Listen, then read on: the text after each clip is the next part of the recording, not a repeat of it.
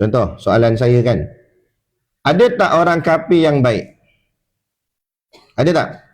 Ada dan ramai. Bukan sakat ada, ramai. Ramai orang kafir baik. Baik di sini maknanya baik dari segi kemanusiaan lah. Kan? Contoh ada mangsa banjir, dia sampai dulu. Kan? Bagi bantuan, donation. Ada orang kafir dia boleh jaga kucing banyak-banyak. Dia tengok kucing terbiar, dia ambil buat bela. Ada macam-macam. Tapi dia kafir. Walau macam mana baik dia sekalipun, adakah dia boleh masuk syurga? Tak boleh. Sebab syaratnya amanu. Orang-orang yang beriman. Sebab tu kita kena faham macam mana pun ukuran kita, poin yang pertama beriman dulu. Nak lantik apa pun, pemimpin ke apa ke, bukan masalah dia baik tak baik, beriman dulu. Sebab kayu ukurnya Allah yang pilih kan, beriman tu. Kalau Allah pun pilih hanya orang boleh masuk syurga tu orang beriman, sekalipun dia kurang baik, tapi dia beriman, Allah tetap masukkan dia ke dalam syurga. Orang kafir walaupun baik, takkan boleh masuk ke dalam syurga. Begitu juga ukuran kita sama. Walau macam mana pun, mesti beriman dulu menjadi tunggak utama. Jangan, tapi walaupun dia kafir, tapi dia baik. Patut kita lantik dia jadi pemimpin. Bukan kira tu. Mesti beriman. Sebab apa? Sebab apa jadi macam tu? Sebab sebaik mana pun orang kafir, kalau dia tak beriman, adakah dia akan mempedulikan Islam? Tidak sama sekali. Sebab dia takkan faham apa tu Islam. Sebab kalau dia faham Islam, pasti dia masuk Islam. Tu kita kena faham. Tu yang pertama. Sebab tu Allah kata yang boleh masuk syurga ni orang beriman. Yang kedua, wa amilus solihat. Tu syarat kedua. Amilu amal as-solihat baik. Yang syarat kedua, mesti beramal yang baik, beramal yang soleh, beramal soleh. Kalau beriman saja tapi tak beramal soleh, dapat masuk syurga tapi lambat. Lambat sebab apa? Masuk neraka dulu. Sebab semayang tidak, apa tidak, ibadat tidak. Jadi nak boleh masuk syurga segera, maka syarat pertama beriman, syarat kedua wa amilus solihat, orang-orang yang beramal soleh. Macam mana nak pastikan amal tu soleh, amal tu betul, amal tu baik? Mesti ada ilmu. Sebab tu ejaan amal dengan ejaan ilmu hampir sama. Kalau ejaan amal ain mim lam, kalau ejaan ilmu ain lam mim. Nampak? Sebab dia kaitan kuat. Beramal, berilmu dan beramal. Anna lahum jannatin tajri min tahtihal anhar. Allah berikan khabar gembira bahawa orang yang dapat masuk syurga tu nanti dia akan lihat sungai-sungai mengalir di bawahnya. Banyak dalam kitab-kitab tafsir cerita macam mana gambarannya. Contoh kita ni dalam syurga, bawah ni mengalir sungai.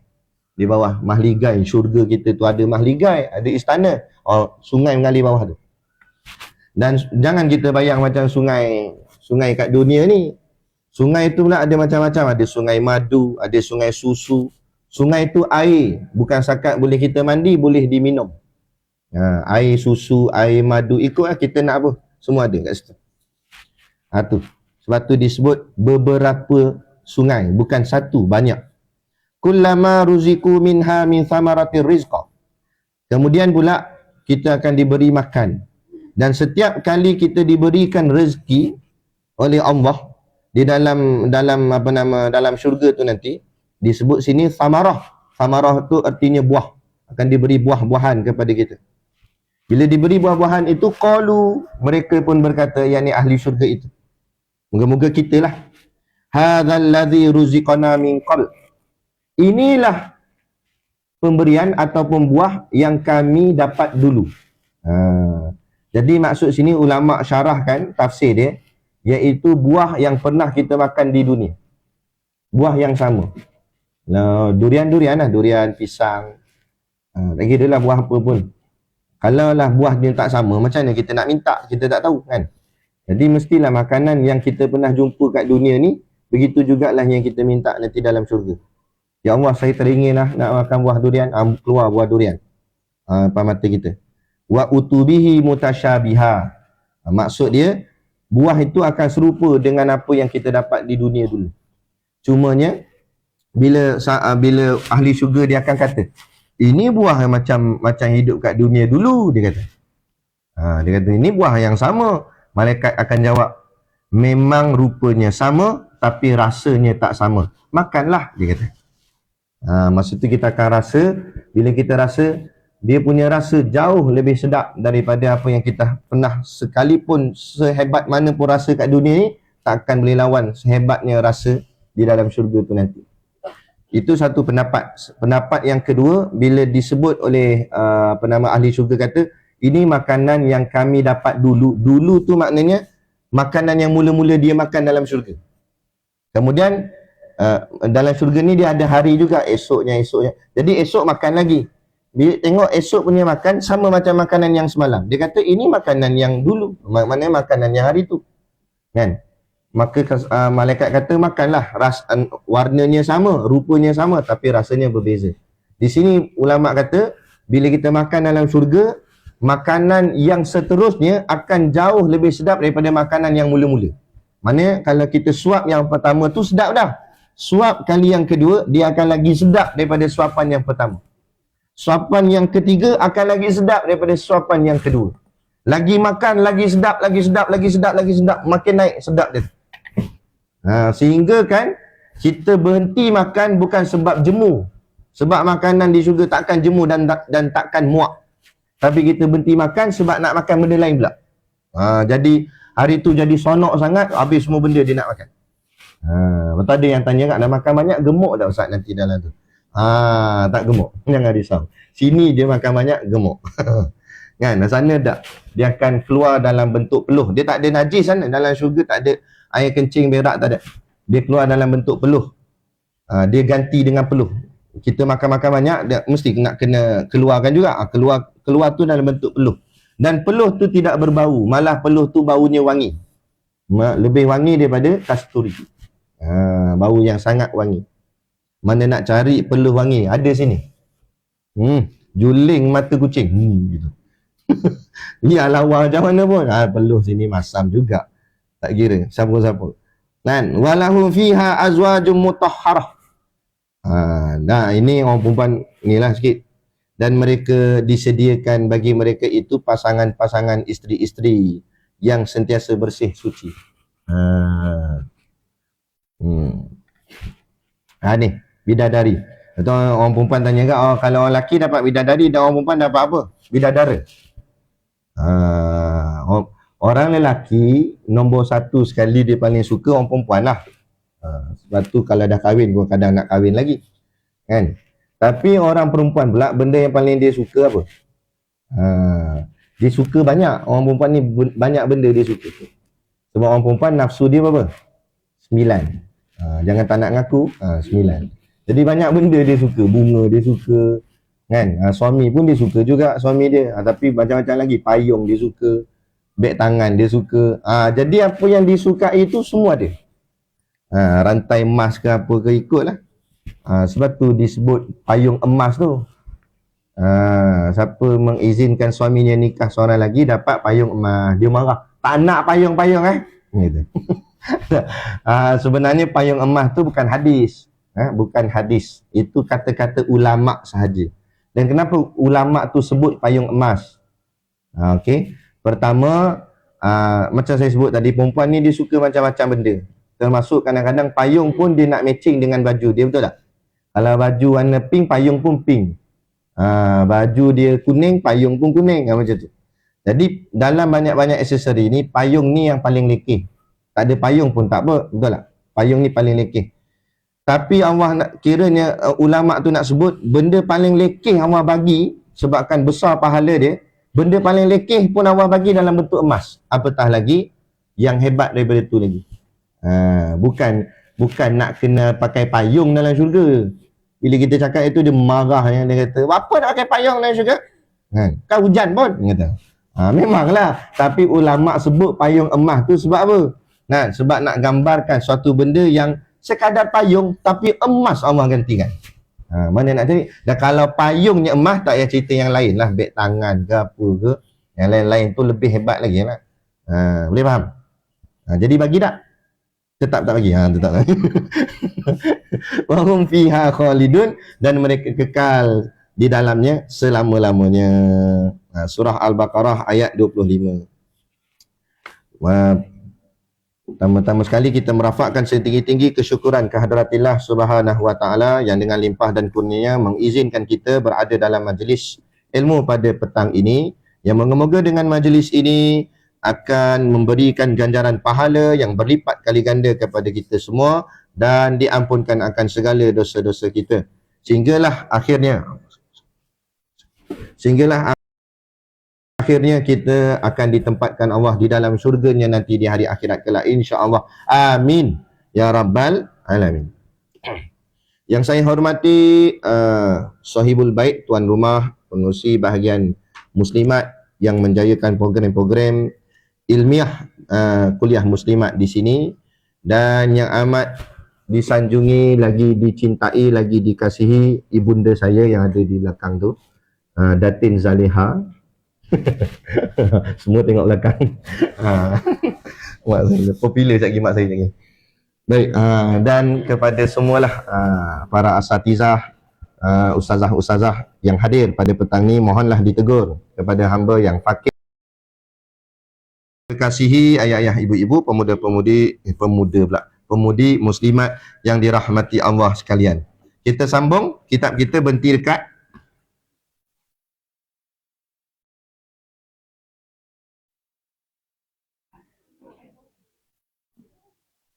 depan, banyak lagi kosong. Semakin ramai.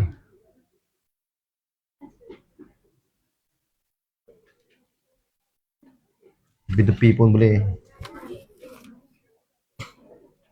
Sementara tu seorang cari kat mana berhenti? Nasihat ke 10. 10. Lepas tu, dan Rasulullah SAW pernah berkata kepada salah seorang sahabatnya. Yang itu. Okey, baik.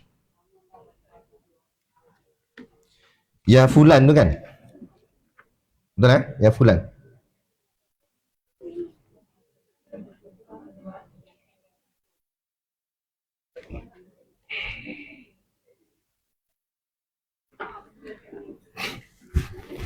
Okey.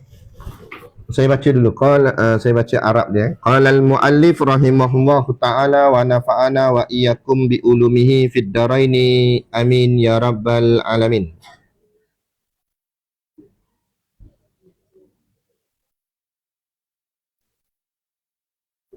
Kata pengarang kitab, wa qala alaihi salatu wassalamu li rajulin min ashabihi, ya fulan la tuksirin nauma bil laili fa inna kathratan naumi bil laili tada'u sahibahu faqiran yaumal qiyamah. Yang artinya, wa qala alaihi salatu wassalam, berkatalah Rasulullah sallallahu alaihi wasallam, Nabi kita bersabda, li rajulin, kepada seorang lelaki, min, daripada ashabihi, sahabatnya.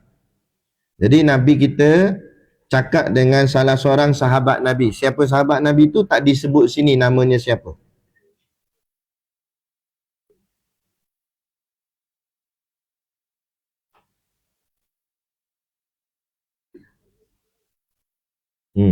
Tak tahu siapa sahabat Nabi tu. Kemudian apa Nabi kata? Ya fulan. Bukan nama dia fulan. Fulan ni maksudnya panggilan yang digantikan pada nama seseorang. Mungkin di sini ada dua makna dia. Mungkin di sini namanya tak diketahui siapa. Yang kedua, mungkin juga dirahsiakan nama tu kerana takut mengaibkan sahabat. Jadi hanya disebut ya fulan, wahai fulan. Tak tahu siapa. Fulan. Nabi cakap dengan sahabat. Kemudian Nabi kata apa? La tuksirin nauma, jangan tuksir banyak nauma tidur, bil laili di waktu malam. Jangan banyak tidur di waktu malam. Maksudnya jangan terlalu lama sangat tidur di waktu malam. Singkatkan tidur di waktu malam itu. Kerana apa kata Nabi begitu? Fa inna, maka sesungguhnya kasrata, banyaknya an-naumi tidur, bil laili di waktu malam, tadak, iaitu akan menyebabkan sahibahu, pemiliknya atau tuannya itu fakiran, jadi fakir. Jadi fakir yaumal qiyamah, pada hari kiamat. Kerana dengan banyak tidur di waktu malam itu akan menyebabkan seseorang itu, pelakunya itu, menjadi fakir pada hari kiamat. Okey, baik. Satu lagi makna perkataan yang kita nak kena faham di sini. Kita biasa dengar perkataan fakir miskin, kan? Dia sebenarnya fakir lain makna dia, miskin pun lain makna dia. Cumanya bahasa kita ni kita selalu sekalikan fakir miskin. Padahal fakir tu lain, miskin tu lain. Dia bukan benda yang sama. Okey, sekarang kita nak tengok apa beza fakir dengan miskin. Kalau miskin, artinya seseorang itu dia cukup-cukup makan untuk dirinya. Yang kita selalu sebut kais pagi makan pagi, kais petang makan petang. Itu panggil miskin. Itu panggil miskin. Contoh, saya boleh buat contoh macam gaji dia sehari sekadar RM10 sahaja. Income dia ataupun pendapatan dia yang dia boleh dapat dalam masa sehari sekadar RM10 sahaja. Jadi dia gunakan RM10 tu, ni banding dengan zaman kita sekarang lah. Kalau banding zaman dulu RM10 tu memanglah besar, tapi RM10 zaman kita, RM5 tu dia buat makan siang, RM5 lagi dia buat makan malam. Zaman kita hari ni kalau RM5 nak makan siang dapat apa je? Dapat nasi bujang. Oh, pernah makan nasi bujang? Oh, tak pernah sebab sini banyak duit. Nasi bujang ni nasi putih, bertelur mata, ada sup sikit. Tu je lah. Betul request kicap. Kan? Tu maknanya simple je. Berapa ringgit je nilai dia. Mungkin dalam RM2 ke RM3 macam tu lah, lebih kurang. Lepas tu air lah, boleh lah. Air kosong lah. Kan? Jadi tapi RM5 tu boleh makan okey lagi, berlauk lagi, boleh lah. Tapi nak cerita macam tu lah. Maknanya cukup-cukup untuk dia makan seorang je. RM5 dia buat makan siang, RM5 dia buat makan malam. Nak belanja kawan tak lepas. Itu namanya miskin. Kalau fakir lain. Fakir ni tak payah kata nak belanja kawan. Nak belanja dirinya sendiri pun tak lepas. Kalau contoh macam tadi tu, ni pula gaji dia sehari 10 sen. Lagi dahsyat. 10 sen saja gaji dia. Maka 5 sen buat makan siang, 5 sen buat makan malam. 5 sen nak beli apa? Coklat hack pun mahal lah. Dulu boleh lagi 5 sen. Tak ada dah lah ni. 5 sen tak boleh. Saya kata nak makan, pergi tandas tak lepas. 5 sen kecil luar dia kata. Tak lepas 5 sen. Tak payah kata nak makan, pergi tandas tak lepas. Maknanya teruknya. Itulah namanya fakir. Fakir ni maknanya terlampau miskin sangat. Teruk sangat. Jadi kenapa di sini Nabi menggunakan perkataan fakir? Nak menunjukkan seseorang yang suka tidur, banyak tidur akan menyebabkan dia tu fakir. Tapi bukan fakir harta ni. Fakir harta kalau kat dunia, kalau kita tak ada duit, macam tadilah kata ada 5 sen saja, bukan susah mana. Kan? Kita duduk tepi jalan buat tanda tangan. Padahal dia berdoa dengan Allah, tiba-tiba orang bagi RM5. Allah makbul. Dia kata. Kan? Dapat terus duit boleh beli makan.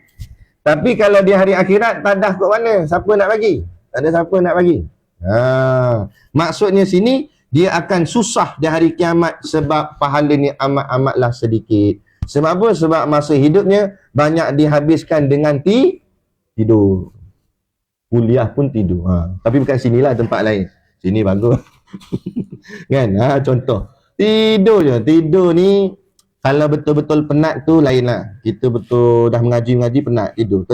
orang panggil suatu, kalau orang yang betul-betul beramal, dia tak tidur, tapi dia tertidur. Beza dengan tidur tertidur. Dia tertidur sebab dia terlampau letih, baru tertidur. Tapi kalau tak tahu nak buat apa, tidur lah. Tidur lah. Tidur je. Jadi tu bukan tertidur, tu memang suka tidur. Suka tidur ni sifat yang tak disukai syarak. Tapi taklah sampai tahap maksiat, bukan berdosa, tapi menyebabkan seseorang itu akan kurang ganjaran pahalanya di hari akhirat nanti. Takut dia susah. Okey. Kenapa gitu? Okey, saya cerita sikit kronologi hari kiamat nanti. Kan? Mula kita akan dibangkitkan. Tiup sangkakala semua bangkit balik. Kemudian perkara pertama yang kita akan lalui, semua kumpullah dekat padang mahsyar tu. Benda pertama yang kita kena lalu dulu ialah hisab. Perkiraan. Hisab tu maksudnya perkiraan, yaumul hisab, hari kira-kira. Masa tu kita akan ikut turn, tunggu, seorang-seorang akan kena panggil, dan Allah akan tanya pasal apa yang kita miliki di dunia ini. Segi harta kita apa semualah. Tok Guru kami buat contoh di pondok, masa kami ngaji di pondok ni, Tok Guru buat contoh jubah. Sebab Tok Guru tengok anak murid dia setiap kali raya macam-macam warna jubah. Jak tukar jubah kali ni, jak tukar jubah kali ni. Jadi kata Tok Guru, kalau kita ada 5 helai jubah, 5-5 akan ditanya Allah. Ni jubah ni dah ada, kenapa beli satu lagi? Bukan saya kata salah, tapi setiap daripada kita kena sediakan jawapan. Kalau jawapan tu Allah terima, tak apa, selamat. Kalau Allah tak terima, tanggung dah. Kan?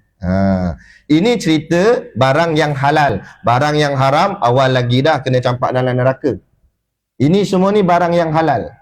Sebab tu walaupun halal, tapi bila banyak dia akan jadi tamak. Tamak tu dia akan jadi membazir. Innal mubaziduna kanu ikhwanu syayatin. Sesungguhnya membazir itu sahabat kepada syaitan. Maka Allah akan tanya satu-satu. Tu Tok Guru kami buat contoh tu, 5 helai jubah, 5 je. Tapi 5 je ke kita? Sampai bengkok besi tu. Lepas tu yang kelakarnya, bila suami ajak pergi makan kenduri, dia duduk depan almari, dia cakap pinggang, tak ada baju lah nak pakai. Tak ada baju, sampai saya ingat ni, bengkok ni, palang tu. Almari tu sampai sendang dengan batu. Sebab berat nak tanggung baju dia. Tiba-tiba dia kata tak ada baju lah nak pakai. Seolah-olah macam nak menjerit almari tu kalau hidup. Tak ada apa, dia kata. Ni punya banyak ni apa. Kan, itulah. Tapi bukan orang sini, tempat lain. Ini bagus. Kan tak laku biskut lagi.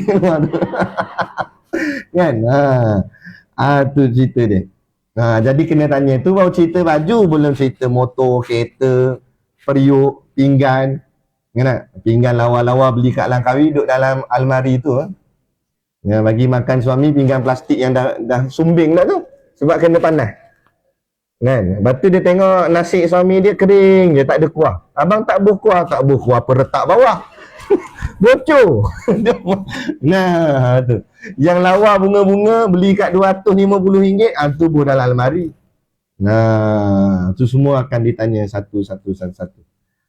Tapi kalau kita ada jawapan, jawab je lah. Tak ada, tak tahulah. Nasib masing-masing lah sana tu. Sebab tu kata guru kami, orang yang paling cepat hisap dia siapa? Kejap dia dihisap oleh Allah. Orang yang paling miskin. Contoh, ada seorang tu dia ada basikal tua tu je dia ada. Kan? Itu pun kayu, 4 kali kayu, cabut lantai. Kan? Maka dia akan ditanya basikal tu je lah. Orang akan tanya basikal tu je. Sebab tu je dia ada. Gitu. Jadi, bukanlah Islam suruh kita jadi miskin. Tidak. Jangan salah faham. Boleh kita jadi kaya, jutawan, tak apa. Tapi jangan sampai kekayaan kita itu melebih-lebih, bermewah-mewah dan berlagak sombong pula lagi. Malah patutnya gunakan rezeki yang Allah limpahkan pada kita tu sampai jadi jutawan, bantu orang lain yang susah. Nampak ada masjid nak bina, bagi sumbangan. Nampak sekolah ni, bagi. Kan? Bagi orang rasa. Kan? Allah bagi kita kaya, tapi kaya tu dikongsikan pada orang yang lain. Barulah. Kan, contoh macam kita dah biasa pergi buat umrah ke, kan. Lepas tu tengok kita berduit lagi, bagi kat orang lain yang belum pergi. Contoh adik-beradik kita ke, siapa-siapalah. Kan. Kadang-kadang Allah rezekikan kita banyak duit sikit, adik kita kurang sikit. Kita dah biasa pergi, bagi kat dia pula, contoh. Walaupun kita tak pergi buat umrah, adik kita yang pergi, tapi kita dengan bagi duit, kita belanjakan dia, ni nak abang dah daftarkan untuk kamu umrah, kamu pergi. Kamu tak payah fikir soal duit dah, ni abang yang tolong bayar. Ni ambil pula duit poket nak buat belanja sana. Dia pusing tawah apa semua tu, pahala dapat kat siapa? Dia pun dapat, kita pun dapat. Inilah orang yang bijak. Dia tak payah buat ibadat, tapi pahala ibadat dia dapat. Sebab dia membantu orang lain. Lepas tu kadang-kadang dia bagi alasan, Allah Ustaz, nak pergi umrah dah tak larat Ustaz, kaki sakit, kata. Tak semestinya kaki tu kaki orang lain boleh pergi. Bagilah dia. Bagi kat dia, sedap kat dia lah. Jangan pandang sedap tu, pandang ni hasil kita dapat nanti di hari akhirat. Gitu. Kan? Jadi macam-macam jalan nak boleh pahala ni, banyak macam-macam boleh dapat. Nah. Tak mana pasal cerita umrah tadi. Tadi cerita pasal jangan tidur banyak kan. Lepas tu masuk sampai ke situ pelik juga. Nah. Kongsi rezeki. Gitu. Kongsi lah, kongsi. Kongsi rezeki, kongsi suami. Marah. Memang tak laku sekejap lagi. Baik. Baik. Jadi tu Nabi kata, jangan banyak tidur. Maknanya jangan habiskan masa kita ni dengan perkara yang bukanlah tidur tu jadi haram, berdosa, tidak, tapi membazir masa. Masa kita tak banyak. Kalaulah kan Allah tunjuk kat kita bila kita mati, tak jadi tidur kita. Sebab kita rasa dekatnya lah, minggu depan. Contohlah, bukan doa, contoh. Dan dari minggu depan, kalau minggu depan pun dah termenung dah depan pintu, amat termenung minggu depan gitu. Nampak? Dah tahu minggu depan termenung apa lagi, buatlah banyak-banyak apa yang boleh buat. Kena. Jangan banyak tidur, sebab dia habiskan masa kita banyak dengan kosong. Lepas tu dibuai mimpi, habis situ je. Kerana banyak tidur di waktu malam akan menyebabkan pelakunya fakir. Fakir ni maknanya tadilah miskin, jadi susah. Bukan sangat miskin, lebih miskin pada tu. Ni nak cerita pasal perjalanan hari kiamat tu. Okey. Pertama kena yaumul hisab tadi, diperkirakan tentang harta benda kita. Okey, katalah dia dah lepas bahagian ni, selamat dia. Dia pun tak banyaklah sangat harta. Kalau ada pun harta dia bagi kat orang ni, bagi kat orang ni, kan. Jadi dia selamat. Harta yang ada pun semua halal. Tak ada yang ampun cakap apa, benda yang dicuri ke haram-haram, tak ada. Okey, selesai. Lepas selesai tu ingat boleh masuk syurga terus? Tak lagi. Kena timbang pula. Kan? Mizan, timbang. Timbang apa? Timbang pahala dosa. Ni nak cerita kait dengan benda ni. Timbang pahala dosa. Kalau berat dosa, tu memang tak payah sembang lah kat sini. Memang bila berat je dosa, kata malaikat tafaddal, ni kata, silakan. Nak masuk neraka, masuk jahanam terus. Habis tu, game over lah dia. Tapi andai kata perap-perap timbang, berat pahala, alhamdulillah, sonok dia. Sebab dia timbang-timbang berat bahagian pahala. Kalau kita timbang berat pahala, dosa ni tetap ada. Mungkinlah tak banyak mana, tapi sebab pahala banyak lagi, dosa ni semua Allah ampun. Masuk syurga. Tapi bila timbang-timbang berat pahala, belum selesai situ lagi. Dia pun dah sonok. Sonoknya pahala lebih berat. Tapi malaikat kata, sabar lu. Allah pun tanya kepada semua makhluk, termasuk binatang. Semua makhluk, semua manusia, semua binatang akan Allah tanya. Ada sesiapa tak yang ada benda yang tak selesai atau tak puas hati dengan fulan bin fulan ni, orang ni? Masa tu kita ingat, tak ada kot. Dah ribu habis ni angkat tangan semua. Saya. Dia ni saya tak puas hati dengan dia. Semua orang akan mengungkit waktu tu. Tu betul dipanggil hari ungkit mengungkit juga. Semua orang akan ungkit-ungkit, termasuk pasangan hidup kita. Yang kita kata sehati sejiwa tu. Kan? Suami isteri akan ungkit-mengungkit. Anak-anak akan ungkit-mengungkit. Jiran-jiran, adik-beradik, semua ungkit-mengungkit. Sebab apa semua ungkit-mengungkit? Sebab masing-masing dah tengok neraka depan mata. Siapa-siapa pun tak berani nak masuk neraka. Jadi masing-masing semua nak bahagian dia selamat. Sebab tu waktu tu adalah nafsi-nafsi. Masing-masing fikirkan masing-masing. Dia tak fikir dah ayah aku ke, mak aku ke, anak aku ke, suami aku ke, isteri aku tak peduli dah. Yang penting aku selamat. Itu je yang dia fikir. Sebab dah nampak dah neraka. Rong, menjulat-julat depan mata. Siapa berani nak masuk? Kan? Jadi masa tu berlakulah ungkit sana, ungkit sini, jiran ke apa. Kita termasuk tanah jiran sejengkal je. Sejengkal pun dia akan ungkit. Dia masuk tanah saya sejengkal tanpa izin. Dia tanam pokok gini-gini. Saya tak izin gini-gini. Habis. Kan?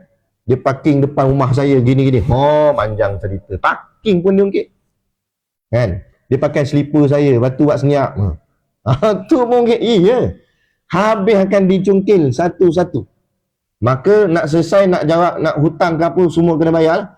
Tapi nak bayar apa, mana pakai duit dah, ringgit Malaysia tak pakai dah. Habis nak bayar apa? Bayar dengan pahala. Tadi saya cerita pahala dia banyak, berat. Pahala tu kena bagi kat orang. Bagi. Bagi pula, dah habis pahala sampai kosong.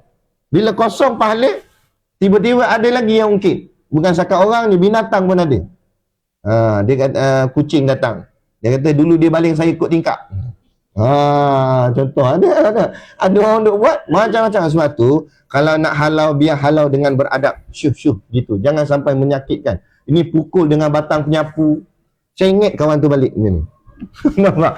Kan? Ada dia akan ungkit. Semua dia akan ungkit. Lepas tu kena selesai. Dah nak bagi apa dah, pahala tak boleh bagi dah. Maka dosa orang tu kena bagi kat dia pula. Malaikat kata ni pahala dah habis, nak macam mana? Allah kata ambil dosa orang tu, bagi dia pikul. Ambil pula dosa orang, kita pula, bukan kita lah, orang lain lah. Dia tu, dia tu kena pikul. Kita kan jadi sungguh pula kan. Dia tu kena pikul dosa orang tu. Allah. Dia pahala dah habis. Dosa yang ada kena tambah pula lagi. Elok-elok mungkin duduk dalam neraka 15,000 tahun, tambah dosa lagi 38,000 tahun. Contoh maknanya hukuman jadi lagi banyak. Sebab ditambah dosa tadi.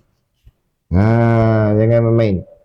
Tu nak cerita pasal timbangan. Habis apa kaitan dengan saya nak cerita dengan cerita pasal apa jaga malam ni? Sebab itulah Allah sebut dalam Quran, fastabiqul khairat. Berlumba-lumbalah kalian dalam melakukan kebaikan. Supaya jangan kita rasa alah sunat je pun, kan wajib. Jangan. Benda wajib memang tak banyak. Solat wajib 5 waktu je. Tapi solat sunat ada berapa banyak? Sampai orang buat buku, ada 101 solat sunat. Maknanya yang sunat ni banyak. Yang sunat ni kita nak kumpul banyak-banyak supaya pahala kita menimbun tinggi. Sekalipun nanti kena bagi ke orang, tetap banyak lagi. Itu yang kita nak. Sebab jangan kita merasa selesa, aku dah cukup buat ibadat. Aku tak pernah tinggal solat 5 waktu. Betul. Tapi takut solat 5 waktu tu tak boleh nak cover benda-benda lain, kesilapan yang kita buat. Lagi-lagi silap dengan orang lain. Silap diri sendiri tak apa lagi, minta ampun dengan Allah. Sebab tu sebut dalam kitab Hidayatus Salikin, bukanlah maksud dosa dengan Tuhan tu tak berat. Tapi dosa dengan Allah, Allah Maha Pengampun lagi Maha Penyayang. Kita taubat sungguh-sungguh, Allah ampun dosa kita. Tapi kalau kita dosa dengan makhluk, dosa dengan manusia lain, maka selagi orang tu tak ampun, selagi itulah Allah juga tak akan ampun dosa dia. Lagi-lagi pula, dosa dengan orang itu melibatkan orang yang ada power ataupun ada kuasa dengan kita. Orang yang ada power dengan kita ni dua golongan. Yang pertama ibu bapa, yang kedua guru. Sebab tu mulut yang keluar daripada dua golongan ni mustajab doa. Kalau mak dia kata bodoh, memang budak tu bodoh sampai bila-bila. Sebab tu hati-hati bila mak nak marah ke anak. Sebab tu orang dulu-dulu, ulama-ulama dulu ajar, marah ke anak sebut zikir. Lu cekak pinggang, la ilaha illallah, budak ni bertuah betul. Nampak? Itu jadi doa, bertuah lah budak tu. Lepas tu zikir la ilaha illallah, bila zikir la ilaha illallah, setan tak masuk. Ini dia, kurang ajar punya budak, kenapa kecil tak mampu. Kan? Dia cakap bengap lah, dia cakap anak dia bengap. Memang anak dia kan? Dia cakap bengap lah, dia cakap anak dia bengap. Memang anak dia jadi bengap sebab mak sendiri doa. Sebab tu jahat mana atau nakal macam mana pun anak, mak jangan putus asa mendoakan kebaikan. Sebab doa mak lah antara doa yang paling mustajab dan paling Allah dengar berbanding orang lain. Tok guru doa pun belum tentu lagi. Sebab mak ni. Tapi kalau guru dia sendiri yang didik dia, doa guru pun mustajab. Lepas tu kalau jangan sampai kita buat guru kita benci kat kita atau guru marah kat kita. Sebab sekali guru dah benci, guru dah marah, guru keluarkan perkataan yang tak elok, melekat tak elok tu kat dia. Ni nak jadi apa? Nak jadi setan. Guru cakap yang tu. Memang perangai macam setan lah. Sebab tu jangan sampai buat guru marah, dan guru pun jangan marah dalam keadaan tak ingat apa dah, emosi sangat. Sebab tu saya pesan warden-warden dan guru-guru dekat sekolah saya tu, kalau nak rotan pelajar atau nak hukum pelajar disebabkan pelajar buat salah, pastikan hilang dulu marah. Jangan rotan ketika marah. Sebab bila rotan ketika marah, yang menguasai kita itu nafsu amarah. Yang menguasai kita itu setan sebenarnya. Mengapi-apikan kita. Kata pukul lagi, tibai lagi. Kita pun baik tan. Panggil tan kawan baik dia. Kan? Tapi bila marah tu dah hilang, kita akan hukum dia dengan hukum yang bijaksana. Kita akan rotan memadai saja sebagai pelajaran buat dia. Ni ustaz rotan kamu supaya kamu jangan buat lagi, ketepak gitu je. Jadi tak melebih-lebih, tak emosi. Tapi kalau tengah marah, dia tarik sini, dia pusing 4 kali yang tukang rotan. Yang kena rotan tak tahu, nampak? Kerak gitu. Memanglah terbelah kulit lah kawan tu. Kan? Itu yang jadi masalah. Lepas tu bila dah jadi kes, baru nak menyesal. Alah, menyesal saya pergi rotan budak tu sampai lebam, sampai gitu, sampai gini. Tapi masih kita buat ni, kita tak fikir. Kan? Lepas tu sama juga ibu bapa pun nak marah anak, jangan ketika sedang api-api tengah marah. Tenangkan diri dulu. Lepas tu lama dulu aja nak marah anak, sebut nama Allah. Ya Allah budak ni, Astaghfirullahalazim. Sebab bila sebut zikir, setan takkan duduk dekat dengan kita. Setan akan lari.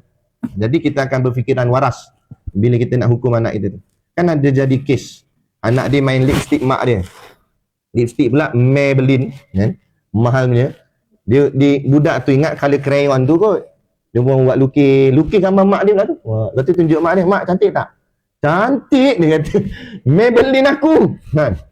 Dia pukul anak dia sampai tak bernafas. Sampai lunai, budak tu tak bergerak dah. Bila dah pukul, baru dia sedar. Dia panggil anak dia. Panggil tak menjawab dah. Mati budak tu. Baru menyesal anak sendiri dibunuh. Tak guna dah menyesal. Sebab masa tu dirasuk. Dirasuk setan. Gitu. Lepas tu hati-hati, jaga. Jadi ni pahala. Jadi fastabiqul khairat. Berlumba-lumba dalam buat kebajikan. Biar banyak. Lepas tu macam mana nak banyak amal? Kurangkan tidur. Bila tidur tak nak buat amal macam ni. Kalau tidur nak baca Quran macam mana? Nak sembahyang sunat macam mana? Jadi kurangkan tidur, banyakkan amal. Banyakkan baca Quran, banyak sembahyang sunat, banyak zikir. Sekalipun kita bangkit tengah malam pukul 3-4 pagi, tapi hari tu mungkin kita agak letih, tak larat nak bangun bilik air, pergi ambil uduk nak sembahyang. Paling tidak kita bangun, kita zikir. Subhanallah, subhanallah, subhanallah, subhanallah. Tidur balik. Tapi kurang-kurang ni ada tak amal kita buat? Ada.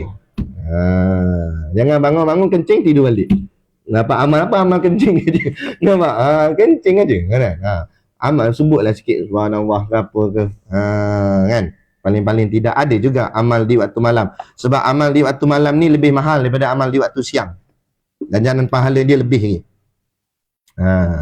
Dalam riwayat hadis sebut, Allah kalau dalam bab kebaikan, Allah akan bagi pahala kadang-kadang sama. Kebaikan tu besar tu, pahala tu pun besar tu. Dan kadang-kadang Allah akan naikkan sampai sab'i mi'ati di'fin. Dalam hadis sebut 700 kali lipat. Maknanya 700 kali ganda Allah gandakan. Gandaan ini bergantung dengan sebab kesusahan.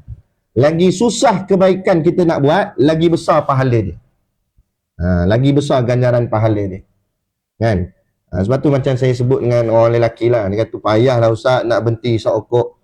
Payah tu Allah nak bagi pahala besar. Kalau senang pahalanya biasa je. Itu beza.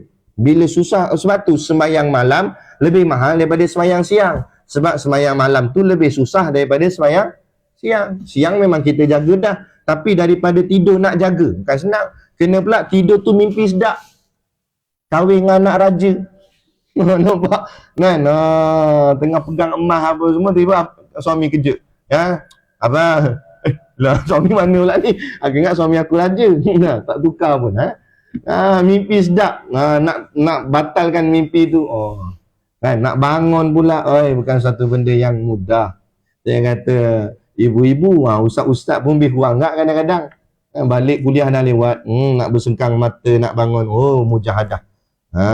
Tapi kita ingatlah, susah itulah pahalanya besar.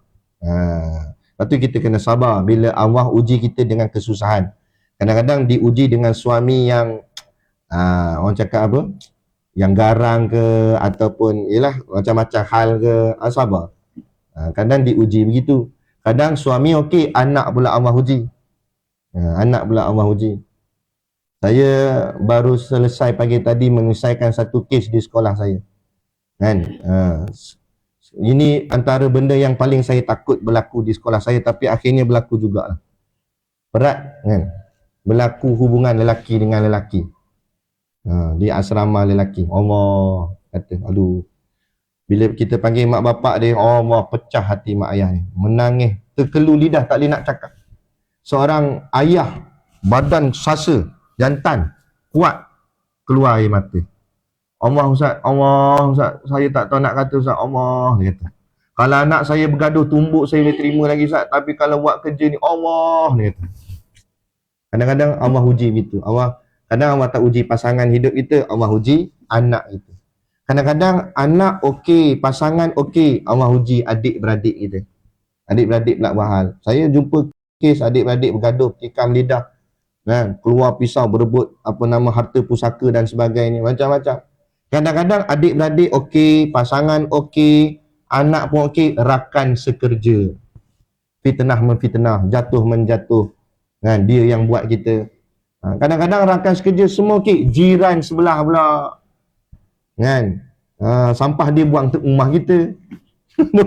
Dia potong-potong daun rumah dia, serap pun. Kita pun tak daun kat rumah aku banyak. Orang punya kerja dia. Kita tak tahu, macam-macam. Ada dengki-mendengki, berniaga orang dengki, macam-macam hal. Semua orang ada masalah tersendiri. Ada dengki-mendengki, berniaga orang dengki, macam-macam hal. Semua orang ada masalah tersendiri. Gitu. Tapi nak buat macam mana? Kita sabar je lah, nak buat macam mana? Doa lah pada Allah. Kan? Kadang-kadang itulah Allah nak berikan pahala yang besar pada kita. Saidina Umar, ada satu orang ni, dia kena bebel dengan bini dia, teruk. Bini dia suka memarah dia. Lepas tu akhirnya dia pun nak pergi bagi tahu dekat Amirul Mukminin. Masa tu yang jadi khalifah Saidina Umar jadi khalifah. Khalifah ni maknanya bukan biasa-biasa, bukan Perdana Menteri dah. Macam ni ketua negara, macam agung tu kan. Maknanya yang paling besar dalam negara tu, dia paling besar, jawatan paling tinggi. Jumpa Saidina Umar, nak ngadu kat Saidina Umar yang isteri dia kuat bebel dia. Baru nak sampai rumah Saidina Umar, dengar Saidina Umar kena teruk lagi bebel dengan bini dia. Saidina Umar senyap duduk kat luar tengok je tu. Kan? Tiba nampak dia datang. Lepas tu dia patah balik. Saidina Umar panggil, kamu tadi macam nak datang rumah saya, kenapa kamu patah balik? Yalah, saya nak mengadu dengan kamu yang isteri saya kuat bebel saya, tapi tengok isteri kamu lagi kuat bebel kamu. Kan? Tu yang saya patah balik tu, dia kata. Kata Saidina Umar, sabarlah. Orang perempuan, tulangnya bengkok, kata. Kan? Kalau kita keras, patah. Sebab tulang bengkok, kita nak tegakkan, kita paksa tegak, patah. Kalau dibiar makin bengkok, habis pandai-pandai lah. Kan? Tu. Nak lembut sangat tak boleh, nak keras sangat tak boleh. Ingat tak? Itulah keistimewaan orang perempuan. Dia boleh bebel dalam apa juga keadaan. Sekalipun tengah baring. Mata tutup dah ni, bunyi lagi. Nah, ikut hati nak buang hantar tu kan, tapi kan hati pula kan. Tapi begitulah. Macam-macam kan. Orang perempuan macam tu juga, sabar dengan orang lelaki. Kadang orang lelaki ni pun banyak kerenah ni juga. Orang lelaki ni akal dia panjang. Lepas tu nafsu 1, akal 9 orang lelaki. Pakai baju Melayu siap dengan samping siap. Abang nak pergi mana ni? Kan? Tak ni ada orang jemput makan kenduri. Ya ke? Ke abangnya kenduri? Tak lah. Memang nak nikah seorang lagi. Kan? Akai panjang. Macam cerita Piramli tu. Tu orang lelaki pula macam-macam. Jadi kadang-kadang sesuatu tu kebaikan kita nak buat tu susah. Tapi jangan kita cepat mengeluh. Memang kadang-kadang kita letih. Aduh, ya Allah. Mengadulah pada Allah. Ya Allah. Kan, macam tadi saya tenteramkan hati mak ayah tu. Benda dah jadi, cik, tuan. Kan, kita nak patah balik pun dah tak boleh. Kita terimalah ni sebagai takdir yang Allah dah tetapkan ke atas kita. Cumanya ke depan ni kita boleh buat perubahan. Dan ke belakang dah lepas kita tak boleh buat apa. Kan? Marah boleh marahkan anak. Tapi jangan sampai putuskan harapan dia. Bagi dia semangat sebab dia muda lagi. Kan? Ajar dia, didik dia betul-betul apa semua. Itulah kita ni kata sabarkan. Boleh jadi inilah jalan kita ke syurga. Jalan ke syurga orang macam-macam. Kalau ustaz mungkin sebab dia mengajar. Kan? Tapi kita bukan ustaz, kita bukan ustazah. Jadi Allah bagi jalan ke syurga tu dalam bentuk yang lain. Dalam bentuk sabar dengan apa benda kebaikan kita nak buat, tapi diuji dengan kebaikan. Nak buat ada halangan itu dan sebagainya. Macam-macam. Jadi itulah macam-macam nak bagi pahala boleh banyak. Di samping itu kita kena berlumba-lumba dalam kebajikan. Jadi kalau ada dia nampak peluang untuk menambahkan pahala, masuk kan, masuk menyertai apa saja. Contohlah pengurusi kita buat pengumuman kata kita nak dekat dah dengan Maulidur Rasul. Jadi cadangnya kita nak buat majlis. Jadi ada siapa-siapa tak nak bagi sum. Saya. Baru sum. Tak sebut lagi bangan no. Baru sum. Saya. Macam tu. Macam tu. Lompat. Pegang tu kipas. Dengan tu. Saya bagi. Okey, kita dah ada dah. Tajaan daripada puan gini-gini. Okey, nama. Lepas daripada Maulidur Rasul, kita nak sambut pula Isra' Mi'raj. Saya. Dia lagi. Tak ada dah orang lain. Nampak? Berlumba-lumba kebajikan. Ini sampai tanya kita nak kutip sumbangan ya. Krik-krik. Bunyi macam krik. Krik-krik. Gitu. Dia pandang dia. Dia pandang dia. Tak ada siapa nak bagi. Bagilah. Kan? Tak boleh bagi banyak, bagi sikit. Tak boleh bagi sikit, bagi banyak. Gitu. Kena. Bagi setakat mana yang kita mampu. Moga-moga walaupun mungkin sedikit yang kita bagi, tapi itulah yang melengkapkan majlis tersebut. Dan itu juga yang akan mencukupkan pahala kita untuk diletakkan satu kedudukan yang mulia di sisi Allah nanti di hari akhirat. Masuk bahagian. Tok guru kami cerita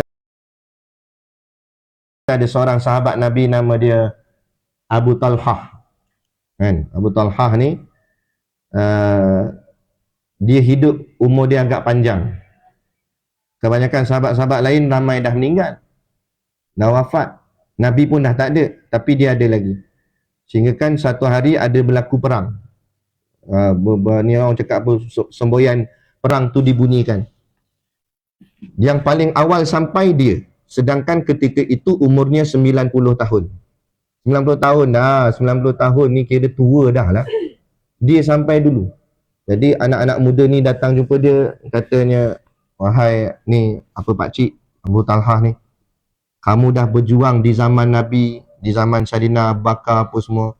Kamu dah berjuang banyak, kamu dah perang macam-macam perang dah. Apalah, kamu dah sekarang dah usia tua, kamu rehat sajalah. Kan? Bagilah kat kami golongan-golongan muda ni. Kan? Dia kata, kamu tak dengar ke ayat Quran Allah sebut?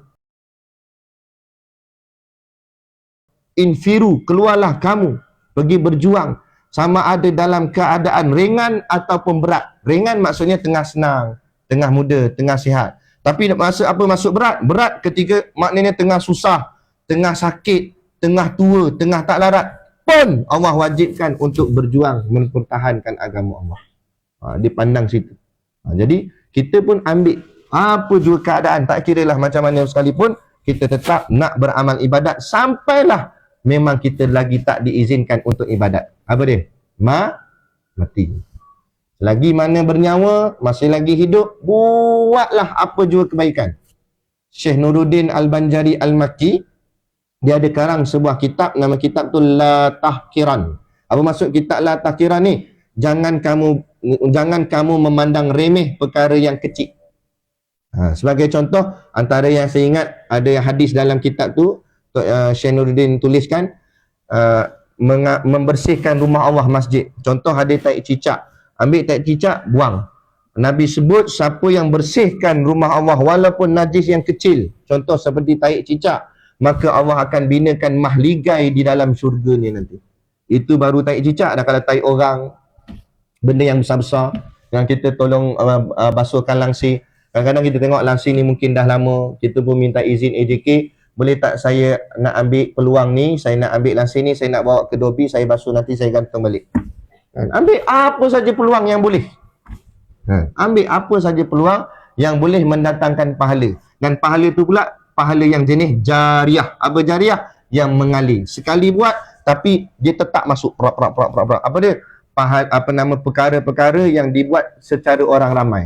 Contoh macam kapet masjid. Kita tak banyak duit, masjid minta sumbangan untuk tukar kapet baru. Contoh, katalah harganya RM50,000. Mana ada kita sampai RM50,000, tapi kita ada RM50. Jadi ya, masuk RM50. Walaupun dapat petak kecil je. Kecil RM50 bahagian dia. Kan? Tapi orang diri atas tu, orang semayang, orang iktikaf, orang baca Quran, dia tetap dapat pahalanya. Jadi ambil bahagian. Ambil bahagian apa saja peluang-peluang supaya itulah namanya fastabiqul khairat. Itu juga dengan makna Nabi sebut jangan kamu banyakkan tidur. Maksud banyak tidur tadi kurangnya amal, sibuk dengan tidurnya saja, yang akhirnya hidupnya akan jadi sia-sia, habis masa usianya begitu sahaja. Kalau dah je panjang yang tu maknanya dah habis. Okey. Bolehlah. Jadi kesimpulan pelajaran kita pada petang ni, kunci utamanya ialah fastabiqul khairat. Berlumba-lumbalah dalam buat kebajikan. Semoga dunia kita selamat, akhirat lagi selamat. Seandainya pahala kita terpaksa diberi ke orang, tapi sebabkan amalnya banyak, pahalanya tetap cukup lagi untuk selamatkan dirinya. Jangan kita menganggap alah cukup dah, banyak dah ni saya buat amal ni. Jangan merasa cukup dalam buat kebaikan. Kadang-kadang kita buat aja puan-puan, tapi belum tentu Allah terima. Kita buat banyak dah macam ni, kita mengaji tak pernah tinggal mengaji, kan? Tapi kalau Allah terima, kalau Allah tak terima, macam tu pula, kan? Jadi buat banyak, sebanyak-banyak mana yang mampu, selagi mana masih lagi bernyawa. Dan saya ambil kesempatan ni untuk mengumumkan ada beberapa program di pondok kami. Antaranya malam ni, kalau dapat datanglah, jemput aja. Malam ni pondok kami ada mengadakan Maulid Akbar. Maulid Akbar ni maknanya kita sambut Maulid Nabi. Walaupun belum masuk 12 Rabiul Awal tu, tapi sebab kasih ke Nabi ni bila-bila pun kita buat. Sebenarnya benda ni, Maulid kami ni memang tiap-tiap bulan, tapi kali ni kami buat secara perdana. Sebab tu kami namakan dia Maulid Akbar. Jadi kalau boleh hadir malam ni, jemput-jemputlah. Kita akan berselawat, kita berqasidah dan dengar tausiah-tausiah yang akan disampaikan oleh guru-guru agama kita. Salah seorangnya Ustaz Syakirin kita, Ustaz Adili Nasri, dan beberapa lagi lah asatizah yang kita jemput.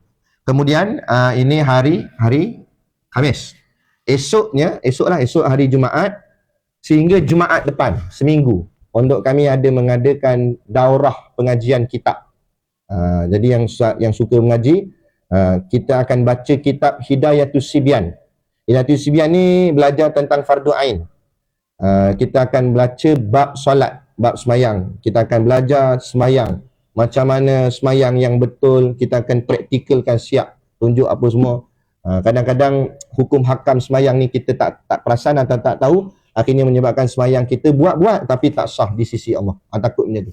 Jadi kalau ada siapa yang berminat, boleh dia jemputkan hadir. Masih lagi terbuka dia punya pendaftaran dia tu. Tapi mula kelas dia esok adalah selepas isyak. Kalau nak datang awal, datang je lah. Tapi kelas akan bermula selepas isyak esok. Lepas isyak pukul 9.30 baru mula. Kemudian esoknya barulah mula daripada pagi. Lusanya tu, hari Sabtu tu mula daripada pagi. Satu hari 4 kelas. Satu hari 4 kelas, lepas subuh sekali, sebelum zuhur sekali, lepas asar sekali, lepas isyak sekali. Setiap hari. Satu hari 4 kelas, satu hari 4 kelas, sampai Jumaat depan, cukup seminggu. Khatam kitab. Kitab tu akan khatam. InsyaAllah, saya dah kira-kira dah agak-agak, InsyaAllah boleh khatam. Khatam kitab. Bila dah khatam, saya akan perturunkan ijazah sanad yang saya ambil daripada guru saya. Jadi siapa yang mengaji sampai khatam tu dapatlah ijazahnya. Sok-sok kalau kuliah saya tak dapat hadir, bolehlah ganti. Kata, ustaz tak datang, tak apa, saya ada. Fastabiqul khairat kan tadi, belum-belum nak buat kebajikan. Saya kata. Awak siapa? Saya ada ijazah. Khatam kitab. InsyaAllah boleh, tak ada masalah. Jadi itu daurah.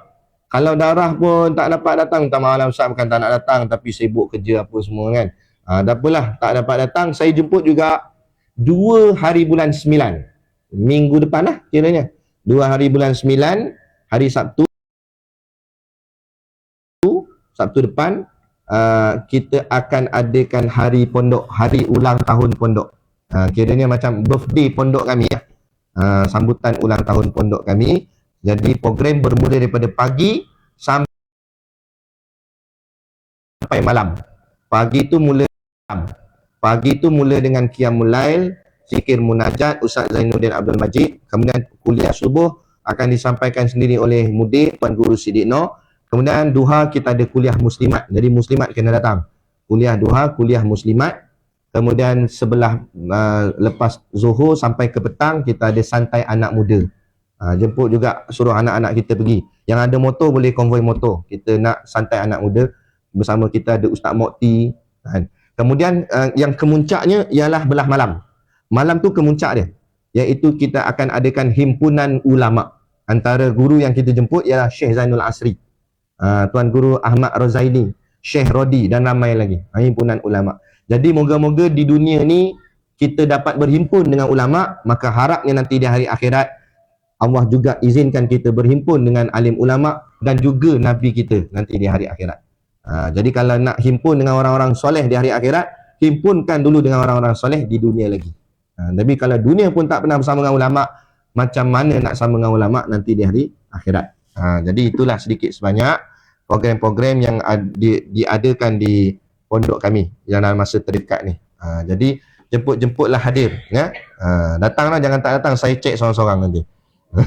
Gurau ya.